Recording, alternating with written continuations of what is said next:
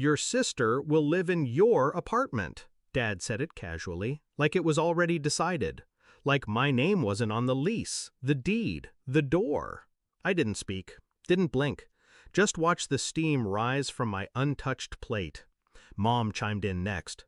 "It's only fair. She's younger, starting over. You don't even live there anymore." I just let them talk. They spoke in circles, framing theft as love, invasion as obligation, and betrayal as family. I cut the chicken on my plate like I was performing surgery, but my mind was already somewhere else, planning.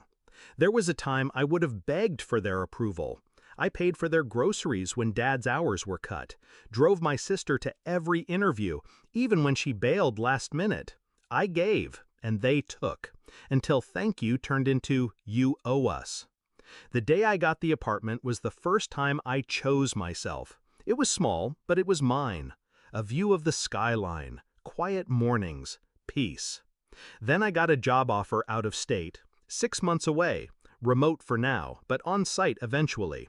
So I told them I'd be splitting my time, and they heard vacant space. I noticed the shift when my sister started showing up uninvited, with friends, then boxes, then mail. One night I came back early, found her asleep in my bed, my toothbrush wet, half my clothes gone. I confronted her. She laughed. "Why do you care? You're barely here." I told my parents. They sided with her. So when they said she was moving in, officially, over dinner, I didn't argue, didn't fight, didn't explain property law to people who preferred entitlement over truth. I just nodded, smiled, and passed the potatoes. The next day I called a locksmith, changed every lock, front door, back door, balcony latch. Then I called my landlord and switched the keys to digital access, only one user, me. I moved valuables to a storage unit, boxed up what I cared about, wiped the walls clean. Then I placed one thing dead center on the kitchen counter, a lease termination notice, signed, effective that Friday. I visited the building manager the next morning, told her someone might try to enter under my name. She was kind, concerned, authorized extra security. I even had a little fun with it, told her to say the unit's been reassigned if anyone came knocking. By Thursday, I was in another city. New job, new space, new silence. I didn't call, didn't warn, didn't remind. Friday afternoon, I got the text from my neighbor back home. "Your parents and sister are downstairs, car full of boxes, been knocking for 20 minutes. I smiled.